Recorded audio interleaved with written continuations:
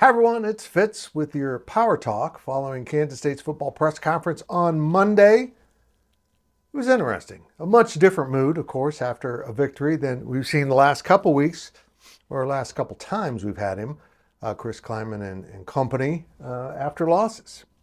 K-State did kind of right the ship. They moved to 8-3, and it's entirely possible that they end up with a 10-win season if they can beat Iowa State on Saturday, no easy task, and then win a bowl game, which is a pretty successful season.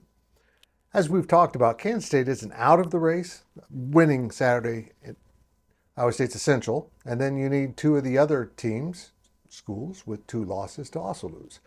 So a lot of has to go right for Kansas State to end up in that place, Arlington, and I don't really have much faith that that will happen. In fact, I'm worried about the game, period, because Iowa State seems to really amp it up for this game. They did last year. They earned a win. They were better than Kansas State, and they were more able to move around in the snow, which I think was an equipment issue. I've not had that validated in many ways, but I did ask Chris Kleiman about will they take extra gear so that they have the right shoes for the environment that comes into play on Saturday. The game's in the evening. It's supposed to be in the teens. And as of now, there's a slight chance of some kind of precipitation during the day, but no real snow in the forecast for sure. Now, November in central Iowa can get a little chilly, and it will be interesting to see how this team responds to that because they really have played in, other than the rain, really nice weather all year. An interesting thing, though, today, Avery Johnson wasn't there. He was at a funeral down in Wichita, so he wasn't available to the media. We had four players to talk to. They brought in four players that normally have classes on Mondays during the time we meet with the media, so they were available today because there's no class on campus right now. They're in full break for Thanksgiving, the fall break as they call it, and then they'll come back for Dead Week finals and get out of here. But the football players, well, they're here, getting ready to enjoy a Thanksgiving, whether it's with their teammates at the facility or with teammates' friends who might take them home if they're close enough to drive for the day trip. They'll have a practice on Thursday morning, and then they'll be free to go home if they can and take some teammates with them. It's pretty common on Thanksgiving. This team can't afford any distractions, though. This team needs to be laser focused. And today, one of the things I want to talk about is how the confidence of this team seemed to have flagged a little bit, seemed to fade. And I'm not sure how that happened. I'm not sure what took place that kind of got this team off the rails, but it happened. We saw it. We saw them lose at Houston late. Maybe it was faith then at that point. Then we saw them just absolutely not play well against Arizona State. An Arizona State team that's turning out to be really good.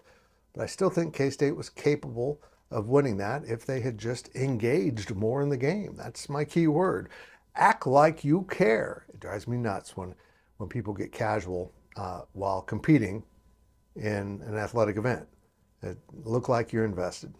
And they were invested on Saturday night against Cincinnati. You could see it in the spirit of the team and how well they played.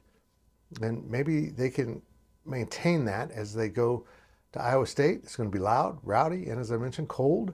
And it's going to be one heck of a environment for Farmageddon. Now, this is the odd thing.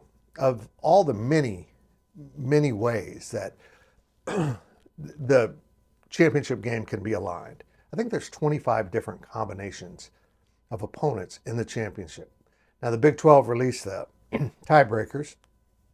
Well, those were only for the two-loss teams. They didn't want to get into if three of those four teams lose, how do we decide that three-loss teams have who has the tiebreaker? They didn't want to mess with that. And Kansas State fans, if that happens, you're in good shape, unless Baylor's in there. And Baylor sneaks into that, which would be beating Kansas, and I'm not sure they can. They will be in the mix to also be considered with the three losses, and they've played a pretty tough schedule in the conference.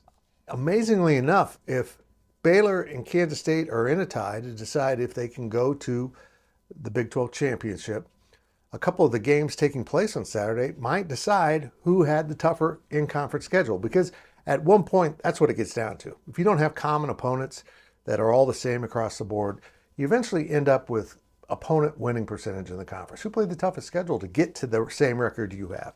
And in one scenario, K-State wins that. In the other scenario, Baylor wins that based on what could take place on Saturday. It's incredible. But this team seems locked in. They seem like they're ready to go. They seem like they have some unfinished business left over from last year. Something we saw on display at the Bill on Saturday. They said after the game, we didn't win senior day. And some of the guys like Brendan Mott, Austin Moore came back to get that done. And they did. They also didn't end the season with a victory, the regular season, because Iowa State beat them on senior day on the last game of the season. And now they get to go to Iowa and head up to Ames and take on Iowa State and maybe ruin their hopes and dreams of making it to the conference championship and also steal that hard to attain 10-win season for the Cyclones. They and Vanderbilt are the only two schools to not have ever recorded a 10-win season. And they could do it by beating K-State on Saturday. We will see.